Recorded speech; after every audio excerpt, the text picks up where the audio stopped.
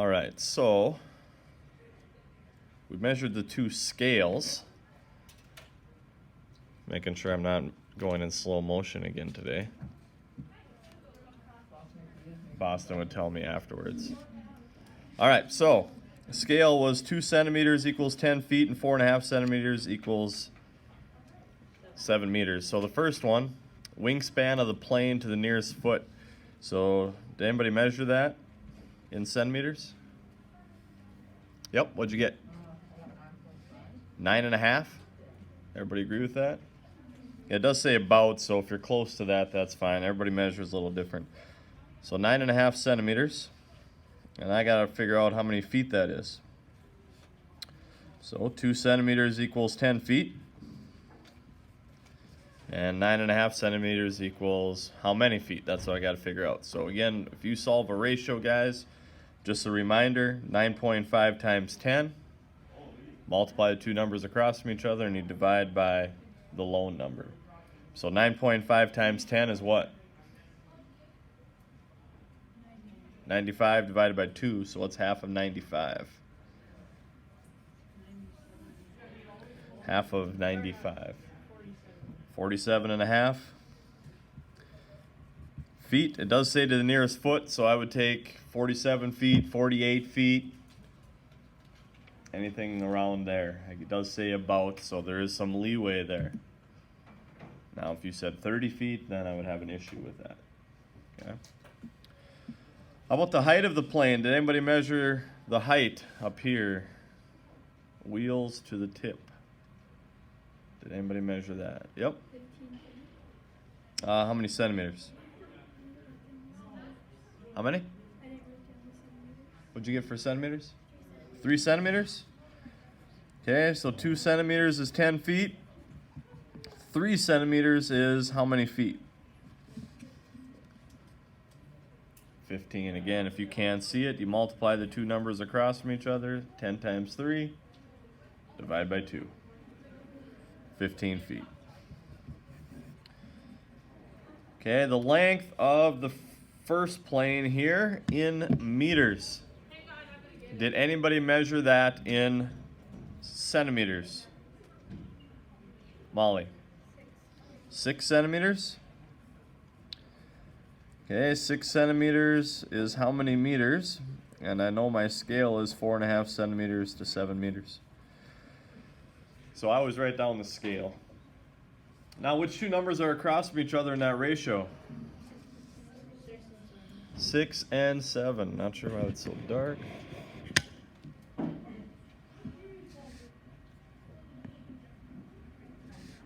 All right, 6 times 7 is 42. 42 divided by 4.5. Move the decimal out of 0. 45 into 420. How many times? Yep. 9? 9 would be 45 times 9, 5, 4, 36, 40. And you get 50, or 15, bring down to 0. Now it does say nearest meter, so I can be done. I don't have to go all the decimals. 0.333 or whatever you said it was, right? It says nearest meter, I can stop. What am I going to write down for an answer? 9 meters. 9 meters. The key is, again, make sure you label. Next one. A blueprint for a building is 3 inches by 5.5 inches. Obviously, that's not the building size, right? That's the scale. 1 inch equals 10 feet, so I wrote that down. That is my scale for my drawing. What is it in real life? What's the size of my actual building? So if 1 inch is 10 feet, 3 inches would be 30 feet. Absolutely. And again, if you can't see it, you can always write the ratio. 3 times 10, divide by 1. 30 feet. Now, am I done? No, I got one more side of my building, right? I have 1 inch equals 10 feet. 5.5 inches equals how many feet? 55. 10 times 5.5. So your actual building, Again, make sure you label correctly. 30 feet by 55 feet. Okay, if you left that inches, obviously that wouldn't make any sense. Next page. This one I already measured. And again, I was going outside the trees. Those dotted lines are supposed to be trees there. So I went outside to outside and I wrote down how many inches I measured. Okay. Part A. The scale is shown in the lower right hand corner. Find the actual side length. So I measured 1 inch is 200 feet here. Okay, so if it's 4 inches, how many feet is that? So 1 inch equals 200 feet. The top I measured 4 inches. How many feet is that? 800. 200 times 4. 800 feet. How about the width? How about the 2.5? Okay. 1 inch, 200 feet. 2.5 inches would be how many feet?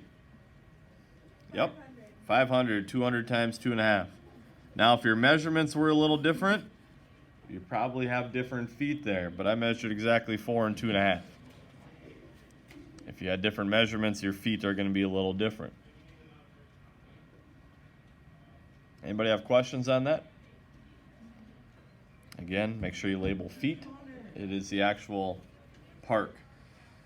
B, use an inch ruler to measure the line segment. How many feet does 1 inch represent? Well, we already figured that out, right? 1 inch equals 200 feet. 1 inch equals 200 feet. Question 4. Here's triangle A. Lynn created a scaled copy of triangle A with an area of 72 square units. How many times larger is the area of scaled copy compared to that of triangle A? Remember how to figure out area of a triangle? Base times height divided by 2. Now you could get pretty confusing and do the subtraction other triangles, but base is 3, height is 3. What's 3 times 3? 9. Divide by 2? 4.5. So the area of that is 4.5. So how many times larger is 72 compared to 4.5? So I got to take 72 divided by 4.5. 16 times larger is correct. Now that's comparing the area. So remember, area is scale factor squared. So what's the scale factor? What's squared is 16? Jonas? 4. 4 times 4 is 16. So my scale factor is 4. What is the side length of the bottom of scaled copy? So you told me the bottom here is 3. The bottom on my copy is going to be 4 times 3. 12 is correct.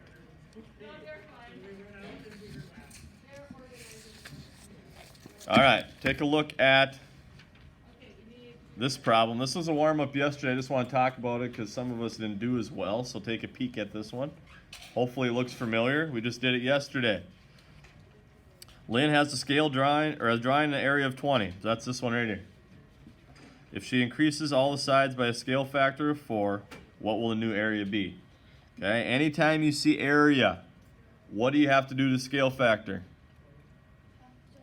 Square it, because area affects the length and the width. So what is 4 squared? That means the area, guys, is 16 times bigger. Okay, well, what's my area there? 20. What is 16 times bigger than 20? Or 16 times 2 and add a 0? 320 times bigger. Question 2. Noah enlarged a photograph by a scale factor of 6. The area is how many times larger? So what do you do with the 6?